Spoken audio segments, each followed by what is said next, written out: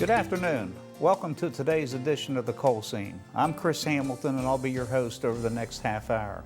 Joining me on the set today is Dr. John Deskins with West Virginia University's Bureau of Business and Economic Research. Dr. Deskins heads up that function at the university. He's been very active with our state legislature and state businesses, and he's recently concluded a report on coal production in the state of West Virginia over the next 20 years. And that's going to be our topic today, and hope that you find it to be extremely informative. Dr. Deskins, thanks so much for taking time to join us here today. Good to be here as always. You know, I try to be a great friend to you and always enjoy coming out. Well, you've been a great friend. You've been a great friend of the coal and our energy industries within the state, and everybody has just placed such a high value on your work and all the modeling you've done. Well, it's been well appreciated. Well, we try to do what we can. We just want to make sure that decision making in West Virginia in terms of industry, in terms of policy, is based on, you know, numbers and facts, and that's what my office tries to do. Tries to present the numbers as clearly as we can, and you know, in an unbiased fashion to help you know, make for data-driven decision making. Well, sometimes that's what's needed, just the facts. Absolutely. We hear a lot of I say that facetiously because we're in the midst of a political season here. You know, you hear a lot of opinion, and you hear that about the coal industry also. It seems like no matter where you go, you know, there's some discussion over the current status of the industry and whether or not it will return, you know, to the size and output that we experienced a few years ago. Sure. And you also hear a lot of question and uncertainty about, you know, whether we've reached bottom given all the layoffs and curtailment of production and jobs. Absolutely, those are all important questions, and we try to answer those questions as best we can. You know, it's hard to forecast. It's hard to know what's going to happen in the future, especially with all the pieces, all the moving parts associated with coal demand nationally and internationally. But we'll do what we can to help people understand where we are and where we're likely to go moving forward. One of the things that I say when I lecture and talk about the industry is that, you know, mining in West Virginia, the coal industry has played on the international market almost since its existence. Sure. And you know, it's an interesting point because even today, you still hear of people that are venturing out with a business and are about to or just recently looked at markets internationally. And you know, coal's sort of always been playing on the international market. Absolutely. I talk about the importance of exporting in general when I talk about economic development and promoting economic development, but that's true. When I talk about the factors that are affecting coal demand, international conditions are one of those important factors. But absolutely, we're the biggest exporter, right? The value of coal that's exported from West Virginia is bigger than any other item that we export. It's a very important part of our you know, export base and, of course, our economy overall. But exports are very volatile, though. That's a relatively rough part of it because there are so many factors that play in the global economy. Demand can be high one year and low the next year, and there's not much we can do, you know, here in West Virginia to control what demand is from China or from Europe or from other countries. You know, over the years, even things like politics in other countries have had a profound influence on coal that's mined here in West Virginia. The levels of production, the levels of jobs, and everything else. Absolutely. I mean, the real important factor there is we export a lot of metallurgical coal. And metallurgical coal, obviously, as you know, is used in steel production. And steel production is really closely tied to global economic growth. When the globe's growing healthily, there's a lot of steel being used. That requires a lot of the met coal like what we export from West Virginia. If global growth is weak, which unfortunately has been the case in many places in recent years, less demand for steel, less demand for that met coal. I know you've also been busy throughout the summer and fall, as you have the last few years, going around the state and just talking about the general economic health of the state and where we might see gains and or losses. And I know you've always factored energy production as a core component into those forecasts as well. Well, we definitely factor that as a core component. Even more so, normally I talk about the economy. When I talk about the economy, I start by talking about employment. But in West Virginia, energy is so important, coal and natural gas, that recently I've kind of retooled my talks such that I begin with energy, because you really can't understand the employment and output figures until you understand what happens with energy. Once you understand energy, all the other data that characterize the West Virginia economy flow, fairly straightforwardly. Have you ever seen a time or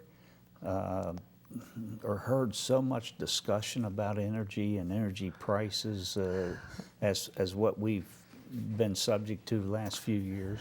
Well, I haven't followed energy for, I'm only, a little bit less than 40 years old, so I haven't followed it for that long. But there has been a lot of discussion in recent years, and especially in West Virginia, what we've seen happen has to be extremely rare, if not completely unprecedented, with the tremendous pressure that has come on coal demand that has greatly, greatly affected coal production in West Virginia, but also on the natural gas side, the tremendous boom in natural gas production that we've seen. It's been, tremendous change. Would have been very hard to predict 8 or 10 years ago, and it's really impacting our state in many ways, in terms of employment, in terms of income, in terms of government and their resources and their role. It's really reshaping our state in many ways. Well, as I said at the outset, you recently concluded a study, a 20-year forecast on energy coal within West Virginia, so this might be a good time to dive into that. I know you brought some slides from a PowerPoint you've put together. I just have a few slides here that I'll talk through during this brief discussion that we have. But if your viewer wants to go online, we have a full report online that really presents trends in coal and our forecast for coal production in a lot of detail. So just go to our website. You see the web address there, and you can get the full report. It's just called Coal Production in West Virginia, and then it gives the time horizon, and it provides a very thorough analysis of what's happened. Okay. Well, hopefully there we are. We have the cover to your report that's on the screen right now, and I believe this might be the first. Right, and just for starters there, you see the drop in output that has occurred. Most of your listeners or viewers probably realize this, but just to recap, in 2008 we produced about 158 million tons of coal. And this year we think production is going to come in at about 75 million tons, or maybe a little bit higher, because things have been looking better in recent months as met coal prices have started to pick up. But still, we're talking about a drop of around 50% over an 8-year period, even with some improvement in the latter part of this year. So we lost half the state's production. In just 8 years. We're not talking about a very long time horizon, just 8 years, and we've seen a drop in production of around 50%. I don't think anybody would have predicted that in 2008 or even in 2010. No.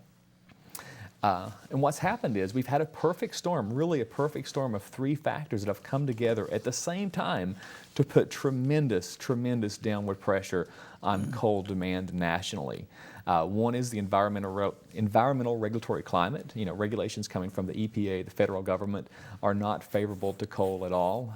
The natural gas boom, and as we've already alluded to, weak international demand. So what happened? The story is this. A few years ago, in 2008, around that time, coal made up around half of electric power generation in the U.S. Natural gas made up maybe around 17%. Clearly, coal had a cost advantage from the perspective of so many electric power producers, right? So in general, the price of coal is down here, the price of natural gas is up here. Clearly, coal had a cost advantage. But the environmental regulatory climate has worked to increase the cost of burning coal from the perspective of so many electric power producers, while the natural gas boom has lowered the cost of burning natural gas. Put those two together, and the scales are being tipped in many cases from the perspective of many electric power producers in favor of natural gas and away from coal. But those two have worked together in such an intimate way to create this downward pressure to push towards natural gas and away from coal. It's hard to say, though, exactly how much. A lot of people ask me, is it 50-50? Is it 60-40? Is it 40-60? And it's hard to say, because that would require an analysis of every coal-fired power plant, because the cost of complying with the new regulations varies by power plant. It's just, in very simple sense, it's not as costly to comply for a newer power plant. It's more costly to comply for an older power plant. So I can't give an exact percentage there, but I know they're both very important in tipping that balance, and they've worked together in that way. But And it- we've seen some of that analysis too, and like here in West Virginia, I think we've lost 6 power plants due solely to the cost of new environmental regulation. Yeah. And nationwide, Doctor, I believe there's been close to 400 individual units, not plants, but individual units. Many plants have multiple units. And that's a large number. Yeah, I mean, a lot of electric power generating capacity has fallen offline. Especially the first main regulation is the MATS rule, the Mercury and Air Toxic Standards. That rule came into effect in the spring of 2015. Some power plants got a year extension, so over the course of 2015 through early 2016 is when that effectively became law. But right around that time, you saw a lot of coal-fired generation go offline. No coincidence there. But in addition to those two factors that are very, very, very important in driving down coal demand, as we've already said, weak global growth means weak demand for steel, means weak demand for met coal like we export, especially from southern West Virginia. All three of these have came together at the same time. It's created this really unprecedented downward pressure on demand. Can you comment just briefly on the economy in China and what's happening over there? Because that's intriguing. Well, China, you asked me to comment briefly. I could talk for a long time probably about what's happening in China. The thing is, China, their economic system was not conducive to economic growth at all in the 1960s, right? Their system was not going to allow for economic growth.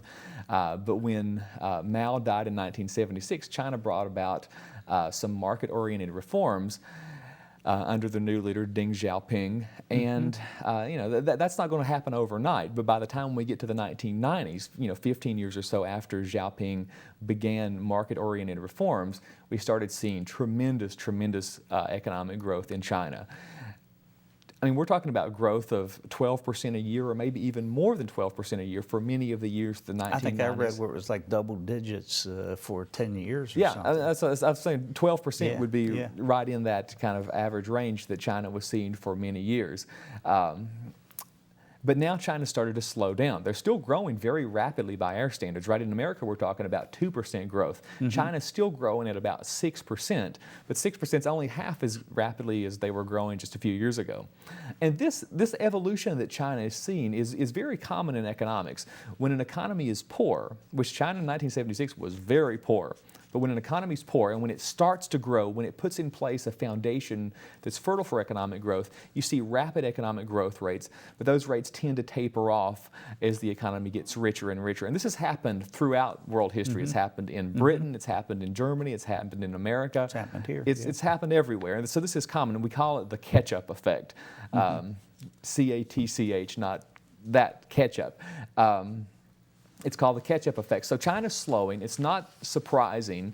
But still, if their growth goes from 12 to 6%, that makes a big difference in the demand for steel and coal. Not only was China importing met coal for forever, in fact, they were a net importer up until just maybe, I want to say 7 or 8 years ago. That's a rough guess. Oh, that's how much growth they were seeing. Even though they produce a lot of coal themselves, they still had to import to fuel all that growth. And all of a sudden, we were seeing where they were importing almost an equal amount of steam coal into China just to fuel their power and economy. Well, not so much with China, but with other parts of the export situation, with other parts of the global economy. That is one area where we get optimism with coal in the long run, because Europe has been in shambles, right? The European economy is smaller now than it was in 2007. And we have turmoil in other parts of the world, like Brazil and Russia. But those economies aren't always going to be in turmoil. We're eventually going to see a return to stronger growth in places like Europe especially. And when that happens, demand will increase, and that will provide some boost to our demand for that met coal over the long run. On top of that, the U.S. dollar has been very strong over the last year and a half, so that makes it harder for West Virginia coal exporters to compete with countries like Australia, Colombia, Indonesia, because if we have a strong dollar, their coal seems more affordable from the perspective of an importer in Europe or somewhere. So as the United States is competing with places like Indonesia and Australia, Colombia, you know, I think it's safe to say they probably have a lower mining cost, and they logically would have a shorter, lower transportation cost. Sure. And then they win on the dollar as well. And if you combine that with a strong dollar, then that's another piece of this perfect storm that's really put us in a bind. Okay. But you can see I have a couple figures here if they just flash them on the screen for a second. I have a figure that illustrates how much the cost of natural gas has fallen, and I also have a figure that illustrates how much the value of the dollar has gone up over the last year and a half. And that figure is based specifically on the countries that we export to from West Virginia. So just a few illustrations. If you go to the full report, there's a lot more detail there on those demand drivers. But there's also another piece of the puzzle with regards to the pattern of decline. So we have a national drop in demand, but we have a lot of variation in coal mine worker productivity across the country. And that drop in demand is going to be felt first and most strongly where coal mine worker productivity numbers are lower. And that happens to be, unfortunately, Central Appalachia. Thing is, we have a lot of coal in Central Appalachia left, a lot of good coal left, but we've been mining so much coal here for so long, the coal tends to be deeper in the ground and the seams tend to be thinner compared to a lot of other places like Illinois, Wyoming, and especially northern Appalachia as well.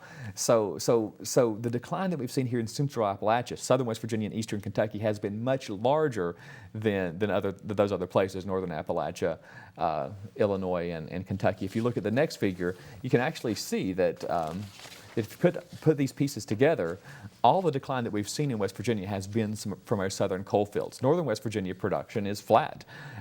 It's amazing. You know, this is incredible because just a few years ago, southern West Virginia production was 3 times that of northern West Virginia production, and now northern production is just a little bit ahead of southern production. I mean, that's how much of a shock that we've seen. So it's equalized. Yeah, I mean, they're basically equal, whereas Southern was 3 times Northern just a few years ago. Not many years ago. We're talking about less than 10 years ago. That's how much Southern production has fallen. I also have a figure here that shows coal mine worker productivity, and you can see how those Southern productivity numbers started to fall off a few years ago. But it's all due to geologic conditions, right? It's not. It has nothing to do with the miners or the companies. It's due to geologic conditions. But I have another figure that shows, you know, we're here to talk about coal demand and coal production, but I have one figure, though, if you'll just bear with me, that shows employment numbers. And it shows southwestern West Virginia, state southern coal fields, have absolutely been devastated in terms of employment because of the losses that we've seen in coal. So if you take the losses in coal jobs that we've seen, and if you just very loosely imagine those spread across the entire coal-producing region of the country, then you have, you know, you have a situation that looks bad. But the reality is those losses are not spread across the entire coal-producing region. They're concentrated very heavily in our southern coal fields and in the coal fields from eastern Kentucky. The losses there have been mind-boggling and staggering. We're talking about in West Virginia, we have 5 counties where we've seen employment losses of between 25 and up to 36% from 2012. Wow. So in Mingo County, for example, they've lost 36% of the jobs that were in place in January of 2012 as a result of this drop in coal demand and the way in which those losses are concentrated. 5 counties that are in really Great Depression economic conditions as a result of this change. So we have to keep that in mind when we think about the coal jobs that have been lost and the cost associated with those jobs. If it was just one job here and one job there in larger communities where there's many different industries. Or even spread across 55 counties. Right, even then. But if those losses were spread out, the laid-off miners may be able to find a new job much more easily. But instead, the losses are all concentrated very tightly in these communities. And these communities, you know, didn't have a whole lot of industrial diversification to begin with. These communities relied heavily on coal to begin with. So this concentration makes it so much harder for a laid-off miner to just go out and find a new job. The situation's very different. It's crucial to understand the way in which these losses are concentrated. I heard you mention that these losses may surpass those that were encountered during the Great Depression. Well, that is an eye-opener. Well, I'm just saying that's startling to hear that. I'm just saying these 5 counties have lost about a third of their jobs And that's similar to the job loss number that we saw during the Great Depression. I mean, the Great Depression was national; that was different. But I mean, we're talking about 1/3 of the jobs lost. That's the magnitude that we're talking about, and incredible. I mean, we're talking about big picture questions, even of community sustainability, that come as a result of these lost coal jobs. It's much more than a few jobs here and there in bigger economies where people can just find alternative work. Well, and there's no relief across the southwestern border into Pikeville, Kentucky. Yeah, well, like I because say, that's probably hit even. Yeah, no, even Eastern worse. Kentucky and Southern West Virginia are both part of that Central Appalachian coal seam, and the situation over there is the same in those counties around Pikeville. It's affecting the school system. It's affecting county government services. We're seeing unemployment at the county level, the municipality. I wish I had a level. figure. I prepared a figure not long ago for Boone County. I used Boone County as the example because Boone, as you know, was their top coal producer for many years. Boone County accounted for about 20% of the, maybe even a little higher percentage of all the coal that was mined. We mined 150 million tons, and Boone County mined 30 million. Tremendous. So for example, in about 2010, coal jobs made up about 55% of all the jobs in Boone County. But now, coal production and coal employment are both down to about they're both down to about 30% of where they were in 2010. Coal jobs, coal employment have fallen 70% in a county where coal was 55% of the jobs to begin with. And if you look at Boone County specifically, if you look at other industries that depend on kind of local demand, you can see this lag. You can see that coal production falls first. Then a couple of years, coal employment starts to fall because the mines don't want to lay off the workers until they have to, right? Absolutely. So the production falls first, then the employment, and then you can see other jobs in the county starting to fall off, starting to wane. And of course, we all know the horrible news about Boone County having to lay off a large number of public school teachers. And so again, community sustainability is really an important question in response to this, drop in coal demand. There was a study done at Penn State University a decade ago that pointed out that there were 11 indirect jobs to every coal mining job throughout the economy. And I've seen some studies that have had that number a little lower. Have you done any research? I haven't done into any that? research on that, but I mean, the reason, 11's But high, we're hearing right? it today. But 11's going to be higher than other industries. Right. But the reason that the number would probably be high for coal is because they're such high-paying jobs, right? You can look at average wages and salaries across all industries in the nation or in West Virginia, and coal mining is going to be one of the top one or two industries. Matter of fact, in some of my talks, I show wages and salaries across industries, and coal is always one or two.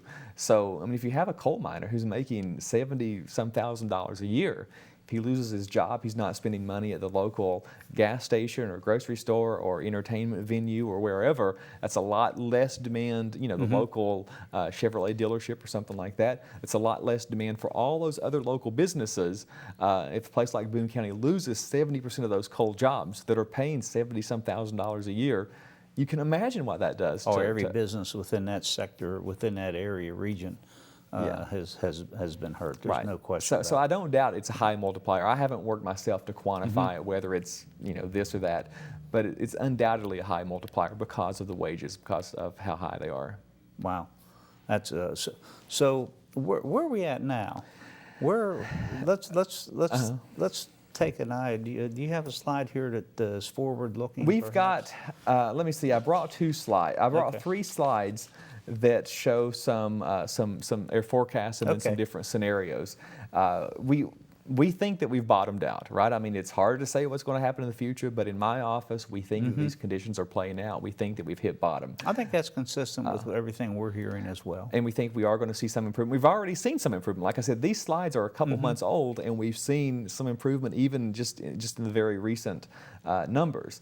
Not enough, and we probably ought to clarify that. Probably not enough of improvement that's been sustained to where you would open up a new mine or put a lot of people back there. It's still very shaky. I'm not saying that everything's rosy, not by any means, but there have been a few mines open. There's been a few mines that have gone back to full-time schedule. It's enough to help us feel more strongly that we've hit bottom.